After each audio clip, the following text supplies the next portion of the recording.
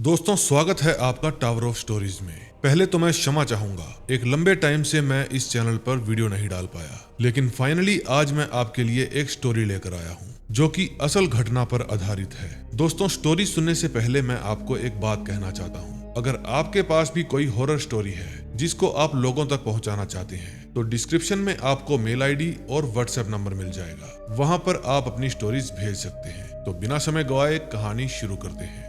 दोस्तों, क्या आपको पता है कि हमारे आसपास आत्माएं निवास करती हैं? जी हाँ, वो हमें दिखाई नहीं देती, लेकिन इसका मतलब ये नहीं कि वो होती नहीं। हमारे आसपास तृप्त और अतृप्त दोनों तरह की ही आत्माएं निवास करती हैं। इनमें से कुछ अच्छी आत्माएं होती हैं और कुछ बुरी। कुछ आत्माएं ऐसी होती है जिनकी कोई न कोई कामनाएं अधूरी रह जाती है और फिर मरने के बाद वे हमसे अपनी इच्छाएं पूरी करवाना चाहती हैं। कुछ आत्माएं हमारे द्वारा अपनी जिंदगी जीना चाहती हैं। तो ऐसी ही एक कहानी आज मैं आप लोगों को सुनाना चाहता हूँ। दोस्तों, ये कहानी है रोहित नाम के लड़के की। रोहित राजस्थान के अजमेर जिले में एक गांव पड़ता है जिसका नाम है अजयसर। वहां का रहने वाला है। रोहित पढ़ाई में बहुत ही होशियार और होनहार लड़का था। रोहित ने स्कूल की पढ़ाई खत्म करने के बाद आगे की पढ़ाई खत्म करने के लिए किसी अच्छे से कॉलेज में जाने का फैसला किया ताकि वो और अच्छे से पढ़ सके, लेकिन हर रोज अप डाउन करना पॉसिबल नहीं था। फिर उसने अजमेर में ही कोई रूम वगैरह लेकर वहीं पर रहने का सोचा।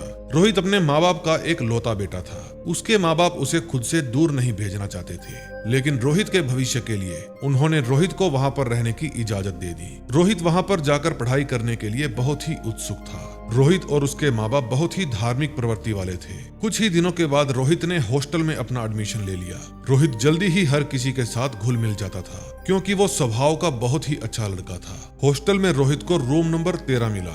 रोहित को रूम के अंदर जाते ही कुछ अजीब सा महसूस हुआ, लेकिन उसने उसके ऊपर ज्यादा ध्यान नहीं दिया। रोहित ने बहुत जल्द वहां अपने नए दोस्त बना लिए। रोहित के 2 पक्के दोस्त बन गए। एक का नाम अजय और एक का नाम सुरेश था। रोहित का एक रूममेट भी था जिसका नाम अंकुश था। अंकुश बहुत ही चुपचाप रहता था। रोहित को लगता था कि शायद अंकुश को उससे बात करना पसंद नहीं है, इसलिए रोहित ने उसकी तरफ ज्यादा ध्यान नहीं दिया। रोहित ने अंकुश के बारे में कोई भी बात अजय और सुरेश को नहीं बताई। वो उन दोनों के साथ अपनी मस्ती में रहता था। लेकिन रोहित जब अपने दोस्तों के साथ समय बिताने के बाद जब भी अपने कमरे में आता तो वो बहुत ही अजीब महसूस करता। उसके कमरे का टेम्परेचर भी बहुत कम था, जबकि हॉस्टल के किसी भी रूम में एसी नहीं लगे हुए थे। रोहित ने ये बात अपने दोस्तों को भी बताई कि मेरा रूम तुम्हारे रूम से बहुत ज्यादा ठंडा है, लेकिन उसके दोस्तों ने उसकी इस बात को मजाक में टाल दिया।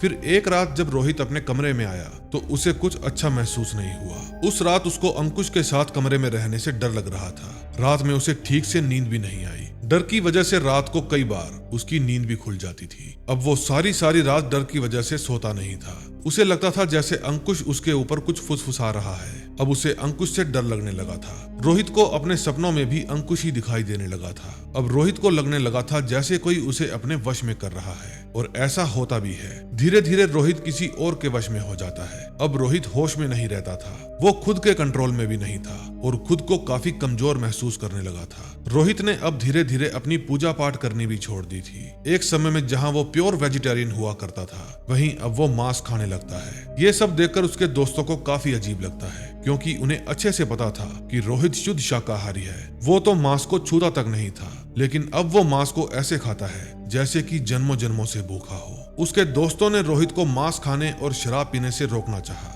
लेकिन उल्टा रोहित उनसे ही लड़ने लगता और उन्हें खुद को अकेला छोड़ने के लिए भी कहता। एक दिन उसके इस बर्ताव से उसके दोस्तों को काफी बुरा लगा और वे वहां से चले गए। धीरे धीरे रोहित ने भी अंकुश के जैसे ही अकेले रहना शुरू कर दिया था। वो रोहित जो सबके साथ हंसी खुशी रहता था, अब अकेले रहना पसंद करने लगा था। रोहित अब अपने दोस्तों से बोलना तो दूर, उनकी तरफ देखता भी नहीं था। धीरे धीरे रोहित ने अपनी कक्षा में भी जाना छोड़ दिया। वो रोहित जो पढ़ाई में काफी होशियार था, अब किताब उठाकर देखता भी नहीं था। उसका ये बर्ताव अजय और सुरेश को काफी अजीब लग रहा था, क्योंकि ये वो रोहित नहीं था जिसके साथ उन्होंने दोस्ती की थी। अब रोहित ने खाना पीना भी छोड़ दिया था। वो अब किसी से मिलता भी नहीं था। उसने अपने माता पिता से भी बात करना बंद कर दिया था। लेकिन उसके माता पिता ने सोचा कि हो सकता है शायद रोहित पढ़ाई और अपने दोस्तों में ज्यादा व्यस्त रहने लगा हो। अब उसके दोस्त अजय और सुरेश ये दोनों भी रोहित की हालत देख देख कर परेशान रहने लगे थे, क्योंकि कोई एकदम से इतना कैसे बदल सकता है। इसलिए एक दिन अजय और सुरेश ने रोहित के माता पिता को सारी बात बताने की सोची, और फिर एक दिन उन्होंने रोहित के माता पिता को फोन करके सारी बात बता दी कि रोहित आया जब कैसा था और अब कैसा हो गया है। उनकी बातें सुनकर रोहित के माता पिता भी काफी परेशान हो गए। फिर जब उनको ये बात पता चली तो उसके अगले ही दिन उसके माता पिता हॉस्टल पहुंच जाते हैं। वहां उनसे अजय और सुरेश मिलते हैं। फिर वे दोनों उनको रोहित के कमरे में लेकर जाते हैं, लेकिन रोहित अपने माता पिता को देखकर बिल्कुल भी खुश नहीं होता। रोहित के माता पिता को उसे देखकर हैरानी हो रही थी, क्योंकि वो एकदम बदल चुका था। रोहित धीरे धीरे कुछ फुसफुसा रहा था। फिर जब उसके माता पिता उसको अपने साथ चलने के लिए कहते हैं तो वो एकदम गुस्से में कहता है, मुझे वो कहीं नहीं जाने देगा। रोहित के माता पिता उससे पूछते हैं, कौन तुम्हें नहीं जाने देगा? रोहित सामने वाले बेड की तरफ इशारा करता है, लेकिन रोहित के माता पिता और उसके दोस्तों को वहाँ पर कुछ भी दिखाई नहीं देता। ये सब देखकर रोहित के माता पिता डर जाते हैं। रोहित की माँ पूजा पाठ में ज्यादा विश्वास करती थी, इसलिए वो समझ जाती है कि रोहित के साथ कुछ न कुछ तो जरूर हुआ है।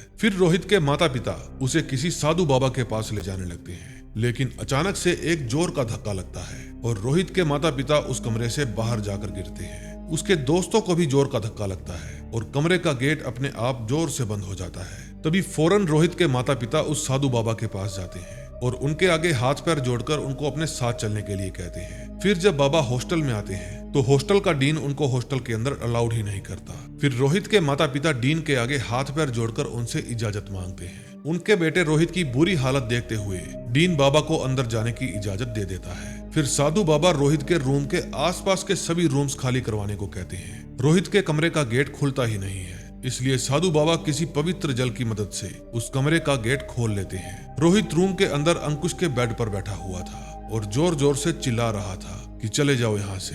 रोहित साधु बाबा को डराने की बहुत कोशिश करता है, लेकिन तांत्रिक उससे डरते नहीं है। वे अपने मंत्रों का उच्चारण बिना रुके जारी रखते हैं। साधु बाबा उस रूम में जो आत्मा थी उसको पीड़ा देना शुरू कर देते हैं और वो पीड़ा रोहित को भी हो रही थी। काफी लंबी पूजा के बाद बाबा उस आत्मा को अपने वश में कर लेते हैं। अब वो आत्मा रोहित के शरीर को छोड़ देती है और तभी रोहित बेहोश हो जाता है। जब बाबा उस आत्मा से बात करते हैं तो वो आत्मा बताती है कि मेरा नाम अंकुश है। अंकुश की आत्मा कहती है कि मैं रोहित के जरिए अपनी जिंदगी फिर से जीना चाहता था, मगर तुमने ये अच्छा नहीं किया।